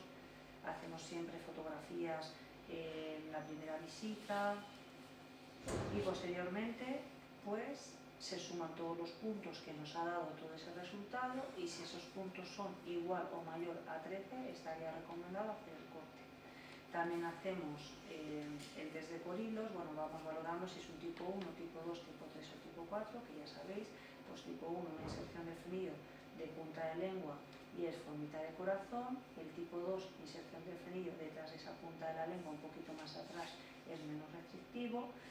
El tipo 3 es un frenillo grueso desde mitad de la lengua a suelo bucal, y la extensión de la lengua no está comprometida, pero sí sobre todo la elevación, es el típico frenillo frenillo en cuchara, y el tipo 4, pues bueno, un frenillo muchísimo más grueso, casi no se expone, a veces necesitas hacer sesiones de fisio previa para exponer lo máximo que puedas ese frenillo y que el corte pues sea más fácil y de cara a que yo lo pueda observar.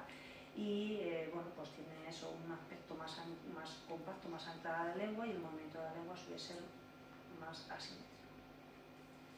El segundo paso, ahí se me ha modificado toda la presentación, lo siento, chicas.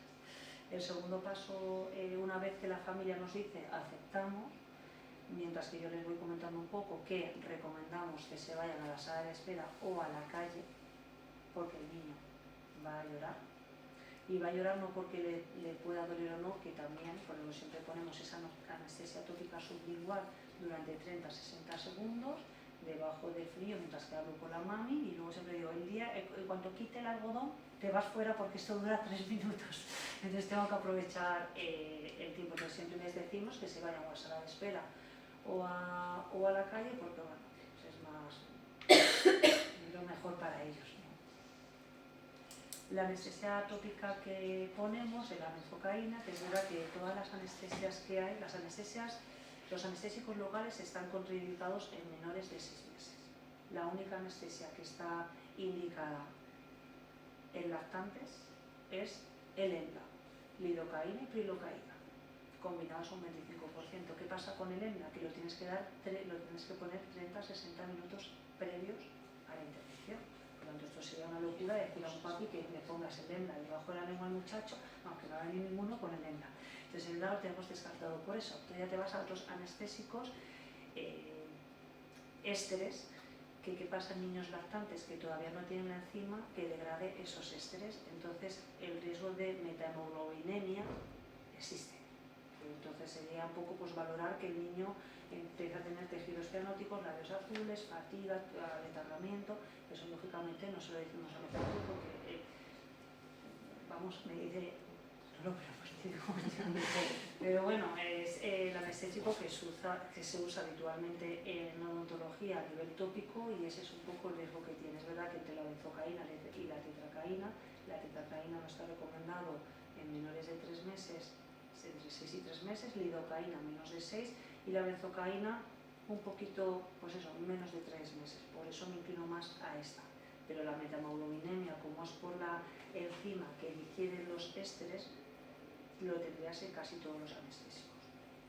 Es verdad que a nivel de evidencia científica o a nivel de artículos, la benzocaína sí que puede generar, o todos los anestésicos pueden generar efectos secundarios, porque estos productos están en venta libre. En todos los geles de dolores de dientes vienen benzocaínas y lidocaínas en sprays. Entonces al final son pacientes que en el momento en el que hay una erupción dental, que son un niño de 8 meses, utilizan ese spray 3-4 veces al día para aliviar ese dolor de erupción dental en un niño que todavía no tiene esa enzima digerida. Entonces todos los estudios de metamoglobinemia y efectos secundarios que se pudieran dar en el anestésico es de ese tipo de uso de la anestesia, que al final echamos un poquito, 30-60 segundos y nunca más se hace, ¿vale? Entonces, pues que sepáis que lo uso y bueno, un poco la historia de la benzocaína. Tercer paso, inmovilizamos al bebé. Bueno, sobre todo la parte del talismán que tengo con Cris es que inmoviliza al bebé, madre mía, el muchacho se queda así de clink, clonk, clink, clonk, clink, clonk, clink, y digo, ya está frito. Entonces le inmoviliza muy bien porque sabe inmovilizarlo.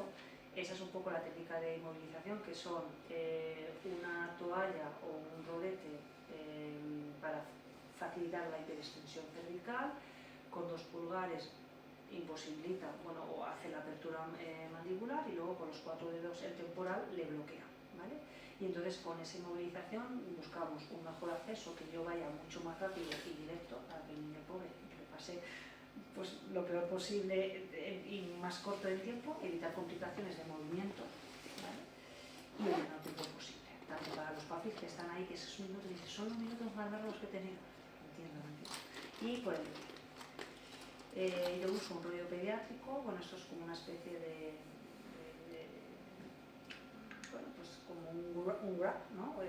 Tenemos el amarillo, que es para niños muy chiquititos, o nacidos son menores de 3 meses, y luego los gorditos o los grandes, que son el rojo. Este dispositivo lo utilizo, como lo veis, encima del sillón, tiene esas correas, el amarillo pequeño y el rojo el grande, que se cinchan en la parte inferior del sillón, y luego con los velcros pues le haces como un arrullo, no me sale la palabra, como un arrullito, y luego ella, Chris, con esa movilización de posición cefálica y el rollo para que el muchacho esté hiperextendido, pues así procedemos al corte. El cuarto paso, pues eso, corte definido con tijera, porque cortamos con tijera, porque intentamos evitar tanto láser como electrobisturí. Siempre quedó en evidencia, o siempre se ha visto, que es más natural esa cicatrización con un procedimiento quirúrgico de tijera que metiendo calor. Ese corte de frenillo se hace un corte horizontal y luego se mueve la tijera, que tiene puntas romas, y se hace una laceración de tejidos hasta formar ese rombo famoso. Ese rombo famoso que avisamos a las familias que va a tornar en un color amarillento piolín o grisáceo y que forma parte de la cicatrización normal, porque es la cicatriz. Material que usamos para el corte, pues tenemos sonda canalada metálica recta, que para niños con mucha fuerza, ya más mayores o más cerca de los 6 años, a veces te tienes que apoyar en este tipo de sondas, o la sonda que patentó el doctor Parry, que es la que yo suelo utilizar, que es esta blanca, que tiene esa curvatura para profesionales tanto zurdos como diestros, y al tener esa curvatura pues tienes como esa presentación de frenillos sin que la sonda a canalada recta te da en el ápice lingual. Al tener esa curvatura pues puede ser tanto para diestro como para zurdo, y es mucho mejor el frenillo. Es verdad que es de plástico, se puede esterilizar, es de plástico, pero en algún caso es que la sonda se te dobla y has tenido que ir a la metálica. Y estas son las tijeras que utilizo, que son de puntas romas, que te permite pues eso, hacer ese corte horizontal y luego tener apoyo sobre tejido, sobre musculatura, y abrir sin que tenga, bueno, pues un corte en profundidad. El quinto paso es la comprobación de restricciones, es decir, yo hago ese corte, hago el rombito y digo, venga, mete el dedito, Cris, vamos viendo restricciones y vamos viendo libertad mandibular. A veces ya vemos pues es simétrico, aquí le falta un poquito más, eleva espectacular, para allá vamos viendo un poco entre ella y yo voy viendo lo que ella un poco a nivel de tacto me va diciendo, y esa sensación que da pues a nivel restrictivo, si hay un lado más restrictivo que otro, y a nivel de libertad de movimiento, enseguida a veces hace el y sube. El sexto paso es hemostasia. Nosotros hacemos hemostasia por presión, es decir, cogemos una gasa, comprimimos y esperamos a que deje de sangrar. Es verdad que tu ojo al final tú sabes si hay un sangrado en sábana o ya es un sangrado que sabes que por presión no va a parar. Entonces introducimos hemostasia por láser. Yo tengo este láser que tiene un programa que es de hemostasia, tiene un programa también que es de frenectomía, que es verdad que en casos de frenillos tipo 4 submucosos, donde tú haces ese rombo tan bonito y simétrico, a veces el meter ese láser al fondo y hacer tiqui, tiqui, tiqui, te hace la lengua mucho mejor, ¿vale? Pero nosotros aquí en este caso lo utilizaríamos de programa de hemostasia, que fijaros si somos rayadas de conservadoras, que hacemos hemostasia a distancia. Hacemos a distancia el calor, cuando ya digo, Cris, hay que tocar. Entonces ya vas tocando pi, pi, pi, pi, pi, ya va utilizando y ya corta la hemostasia. Pero bueno, tienes que estar preparado y con esto, bueno, pues programado y cargado, por si sucede, empezar a actuar cuanto antes. Entonces al final eso lo ves rapidísimo. La presión en 2 minutos ya vas viendo cómo la gasa va cada vez menos sangrando, ya incorporamos al niño rectito con la gasita, vamos pasando a sus papis en la sala de lactancia y siempre se entrega al niño sin restos de sangre, ni gasa, ni nada. Hasta que no hay hemostasia, no se entrega a la criatura. Yo salgo, le doy, si me dice Cris, pues todavía queda, le voy a dar palica a la madre, pero no se entrega al niño, bueno, pues como en otros sitios vemos, con manchas, los niños siempre limpiamos, que no haya sangrecita ahí. Y eso, entonces el láser lo tenemos preparado por si tuviéramos que hacer esa hemostasia, ¿no? Beneficios del láser con respecto al bisturí eléctrico. El acúmulo de calor que genera el láser en los tejidos blandos, ¿vale?, facilita esa cicatrización. hay una mayor cicatrización en comparación con el bisturí eléctrico, una cicatrización más idónea y un tejido con menos respuesta inflamatoria. Por eso decidí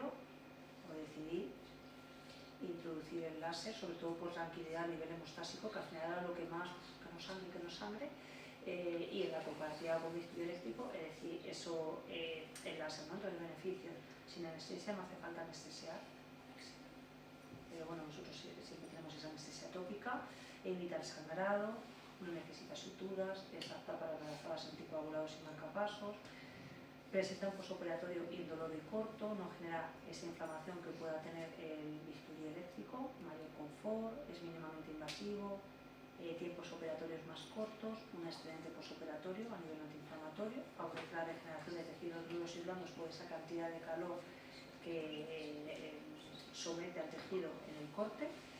Alto poder descontaminante y bactericida, también por ejemplo pues para enfermedad periodontal el láser se utiliza por ese alto poder bactericida e induce a la bioestimulación y biomodulación. Los tratamientos de ortodoncia, yo por ejemplo aplico un programa del láser, ¿ya me corto? Venga,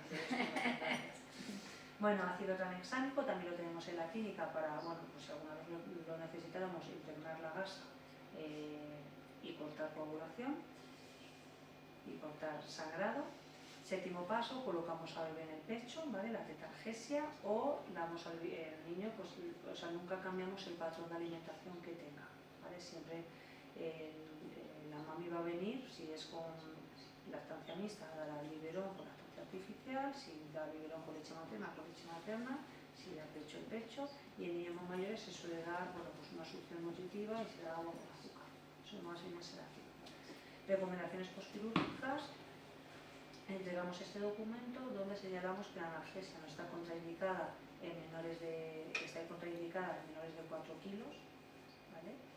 Siempre recomendamos esa analgesia, ese apiletal en niños mayores de 4 kilos y se recomienda dar una dosis antes del corte y entre 24 y 48 horas después continuar. A veces el proceso antiinflamatorio es mayor, lo podemos continuar hasta 7 días.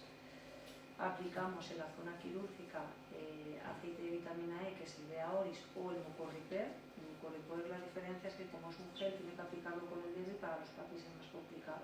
Por lo tanto, este tipo de producto al final, como es una cánula que introducen justo debajo de la lengua y echan un fish flip por la mañana y un fish flip por la noche a partir de las 24 horas tras la intervención, es muy cómodo para ellos. No hay que manipular ni la herida ni tocar el rombo, avisamos de ese color amarillo del rombo. Se realizarán masajes anexos a la zona quirúrgica tras el corte, lo decide Cris, hay pacientes que sí, pacientes que no, pacientes que empiezan a las 72 horas, pacientes que a la semana, o lo decide un fisioterapeuta. Hacemos revisiones a los 7 y los 14 días tras el corte con fotografías y valoramos esa cicatrización, cómo va la evolución en tema de alimentación o aguantamiento. El proceso de reeducación lingual suele ser más lento cuanto mayor sea el niño. Niños de cortes de 15 días, 30 días, al final no tienen un patrón de succión de evolución tan estancado, tan integrado como un niño que pueda venir a los 4 meses. Entonces la reeducación de esa lengua, esa subida de lengua va a tardar más. En la zona del frenillo siempre se va a formar un neofrenillo, que avisar a los papis que cuando ellos pasen el dedo debajo de la lengua va a haber otro neofrenillo, hay un neofrenillo, el niño tiene frenillo, si le quita el frenillo no se facilita que ese frenillo no sea restrictivo. Complicaciones por frenotomía que se avisa a la familia son poco frecuentes, entre ellas la más importante es el sangrado, infección no se suele dar. Daño en la lengua y daños en las glándulas salivales, pues si conoces anatomía, pues muy pocas veces, y cicatrización fibrótica del frenillo, pues también es una complicación que, bueno, no son frecuentes, pero ahí están. Y a modo rápido, caso clínico, 6 meses, 9 kilos de peso, signos y síntomas, bueno, este niño porque vino, cuál es el motivo de la consulta, mastitis de repetición en el inicio y dolor en el pezón de la mami, está con la lactancia mixta, tipo de frenillo tipo 3, antes de la frenotomía, después de la frenotomía, ahí tenéis el rondito. Ahí voy a poner el vídeo, ¿vale? Pero voy a quitar el volumen, que a mí me afecta. A vosotros no sé, pero no me gusta nada escucharlos.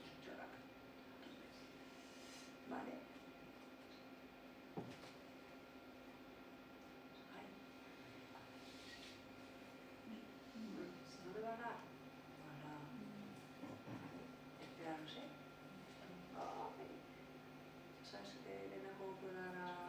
que pasa mucho esto. Al final no monto ni los vídeos dentro de las presentaciones porque... Bueno, tenemos pues casi liquidada aquí. Vale.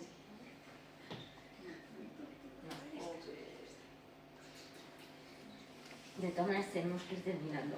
Sí, ya está. Porque tiene que hablar María un poco Vale, y luego ya está. pregunta. Nada, eso es las recomendaciones post. En este caso nos he decidido masajes, analgesia, bueno, le dejamos en caso a demanda de los papis, el de Aoris y esta bueno, es el alta, que ya tiene la foto inferior izquierda, todo lo que es la cicatrización en 14 días, arriba ya como va haciendo esos pliegues, esas elevaciones linguales y ese movimiento de lateralidad de lengua.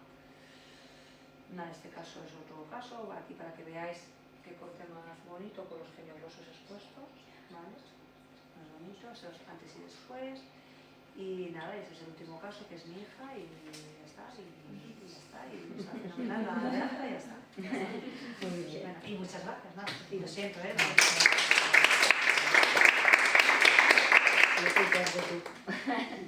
Cris, que te habíamos invitado un poco para comentar tu Bueno, a mí me tenéis más experiencia escuchada profesión.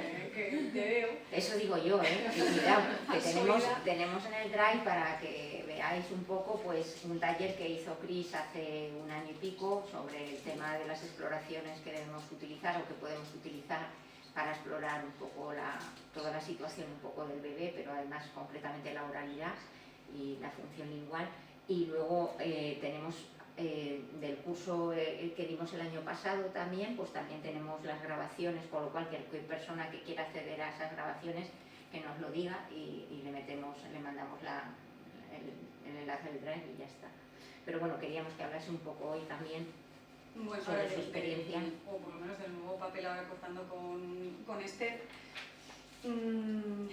Yo defiendo cada vez más, después de mucho tiempo en esto, el trabajo previo a la intervención.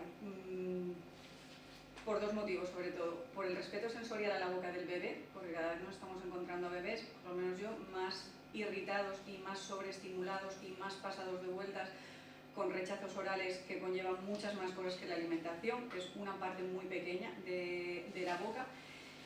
Y porque contra más paja quites de alrededor de esa boca, más rápida va a ir la función luego, después del corte. Pero siempre hago la misma pregunta a las mamás: ¿cuánto de cansada estás? Porque si hay que ir con todo, pues se intenta ir con todo respetando al máximo al bebé. Hay mamás que te dicen, pues hoy te digo que aguanto una semana. Podemos tirar un mes. Todo depende de cuánto asistido esté esa lactancia materna y cuánto de acompañada. Que cuando vienen pues, de matronas y BCLCs y están muy sostenidas emocional y a nivel de lactancia muy sostenida esa producción, muy acompañadas, pues tienen un recorrido que te dejan trabajar un poquito más. Hay banderas rojas que no me gusta que se intervengan, y ahí cuando están pasando el test de la lengüita, yo voy trasteando un poco al bebé, para arriba, para aquí, para acá, y ya cuando empiezo a mirar a Esther de reojo, ya me va poniendo caras. Y a la vez dice, venga, dime, no, hoy a poder ser no se hace. Por lo menos, una tensión posterior lingual que no esté equilibrada, que haya una restricción muscular muy potente, nos va a dar un corte muy poco eficaz luego en función. Y la función se recupera funcionando. Si ya la llevas lastrada a nivel muscular, esa función no va a entrar bien. No voy a hacer pasar a un niño por una intervención cuando sea ciencia cierta que la función después va a ser una cagada. Ni a la madre. Una inclinación mandibular muy acentuada tampoco me gusta. Y como hay una restricción cervical de giro que esté influyendo a la succión, ¿vale? Y es tan fácil como ponerlo de succionar y darle vuelta a un lado y darle vuelta al otro, como me cambie el patrón de succión, eso se tiene que resolver antes. Porque además eso sí que es una sesión prácticamente. No puede entrar con esa distorsión para hacer una intervención y que luego la cicatrización se vaya haciendo sobre esa mala función. La cicatrización luego va a tener tres fases muy marcadas. La primera, que es inflamatoria, 48 horas mínimo, hay veces que una semana. Y luego entra una fase proliferativa de tejido, y ese tejido se va a ir organizando a razón de la función. Si ya tengo una parte de la lengua que no funciona bien, ese tejido se va a organizar mal. Y tienes un neofrenillo, como dice Esther, con una restricción también, pues poco ganaste, para nada. ¿Vale? Esa parte de proliferación va a haber un retroceso en la función, de forma fisiológica, ¿vale? El cuerpo va a intentar aproximar bordes, va a haber una restricción de movilidad que es fisiológica, dale un margen y seguirá habiendo una función posterior buena, ¿no? Intentar entrar con menos paja nos hace que la lengua funcione mucho mejor y mucho más rápido. Luego las recuperaciones son mucho más rápidas en los peques. Y en lo que ahora sí soy bastante estricta es en que no se toque la zona quirúrgica, ¿no? Ya lo llevaba diciendo bastante tiempo, pero ahora más todavía. Es muy raro que pongamos ejercicios por frenectomía.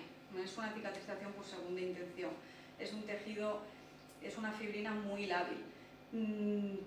Friccionarla no tiene sentido, y más cuando estás en una primera fase inflamatoria fisiológica. Cuando vas a dar masaje vas a friccionar, vas a inflamar más se va a proteger el tejido. Cuando llegue la zona restrictiva de proliferación, a la palpación, o decimos, esa sensación táctil es mucho más fibrótica, y luego la forma de cicatrización es muy fisiológica y no puedes hacer nada. Hay peques que meten más colágeno, otros que meten más elastina, otros que cicatrizan de lujo, eso no se toca nunca, pero sabes que la tienes hecha más o menos a los 10-14 días estable. A partir de ahí puedes empezar a trabajar la boca de muchas formas. Como nosotros hacemos revisiones de cicatrización a la semana y a las 2 semanas, a las 2 semanas de cicatrización ya todos tienen el alta normalmente. Si queda parte funcional, metemos ahí más trabajo específico, o hablamos con las compañeras fisios que lo está haciendo, si es paciente mío lo hacemos nosotros, vamos trabajando de otra manera, pero siempre respetando la parte sensorial y la parte de dolor, que parece que no se tiene muy en cuenta en los bebés. Cuenta mucho también la sensación, que yo estoy aprendiendo mucho con los cortes, la sensación a la distensión del tejido, ¿vale? Con el último estudio que sacó Mills, pues se ve que hay partes que son solo mucosa, otros mucosa y fascia, otros mucosa, fascia, plano muscular.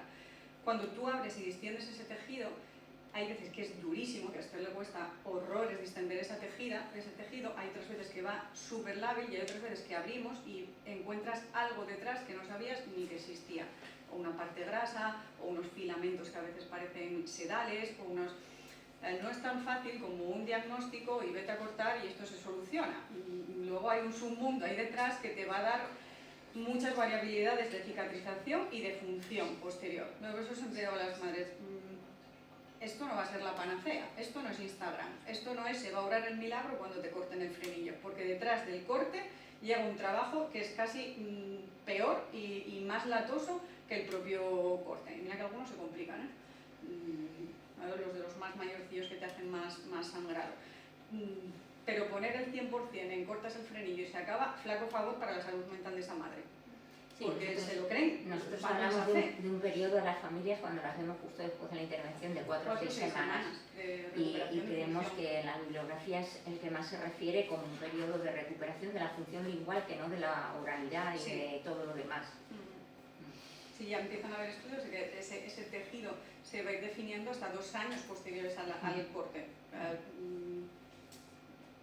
Se tendría que atender bastante más después de lo que se hace.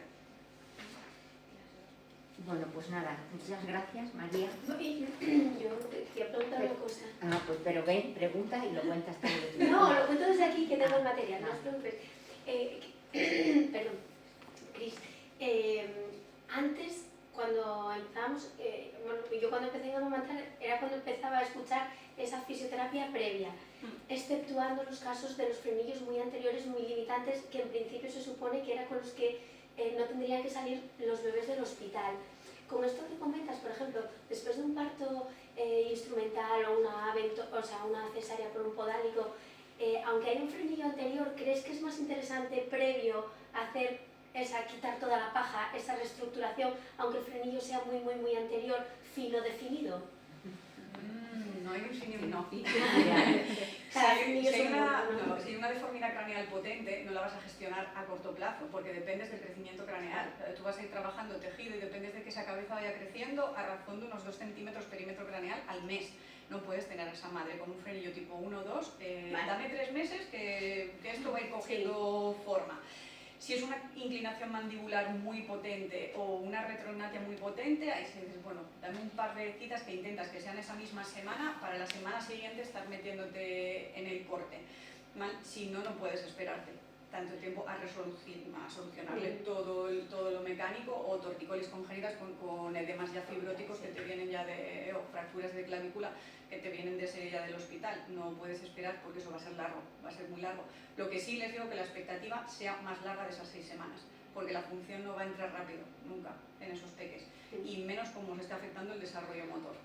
Que eso también es uno de los peques con una ganancia de peso ponderal muy baja, yo ahí sí que no cortaría isofacto, porque cuando haces una evaluación, que para eso sí tenemos escalas de valoración validadas de desarrollo motor, ves que a veces están, esto viene con 2 meses, pero es que parece que acaba de nacer de la respuesta motora, no le metas a cirugía, si es que no va a responder, el músculo la lengua es un músculo, no va a responder aunque lo cortes, y necesita función para rehabilitar y para reorganizar fibras.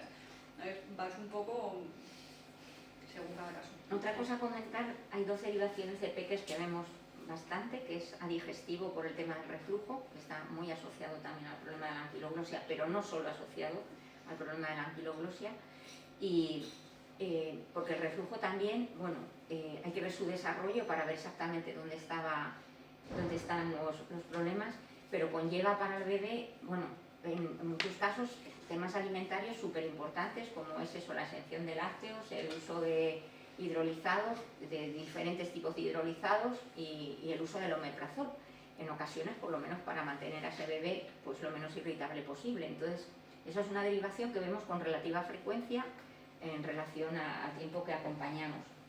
Y otra que vemos, quiero decir, para que veáis, que la tengáis en cuenta, es las derivaciones a endocrino infantil, porque hay patrones de crecimiento que no mejoran con la función lingual, y eso ya no es un problema lingual, ni de la leche de la madre, ni de nada. Es un problema endocrinológico que tiene que ser estudiado. Ahora mismo tenemos 2 bebés derivados ahí en endocrino infantil, que espero que sea Isolina quien los coja, claro, que son un verdadero galimatías. Porque pues, justamente las 2 madres son 2 madres autoinmunes, explosivas, con varios síndromes asociados y tal, y entonces esas cosas tienen que ser estudiadas y tal. Lo digo porque no se puede tener a un bebé sin crecer, porque ya ha crecido lo suficiente los 3 primeros meses, que era lo que nos pasaba a nosotros en estos casos. Crecieron, todo iba bien, se alimentan bien, y de pronto no crecen al 4º, no crecen al 5º, no crecen al 6º, y que tienes que hacer derivarlos lo antes posible, porque aquí está el cerebro, y el cerebro humano tiene mucho valor y su desarrollo tiene mucho valor, y la falta de alimentación puede influir decisivamente en eso. Lo digo para que lo tengáis en cuenta, porque después de que nos pasan casos, pues hay que tenerlo en cuenta. Y María.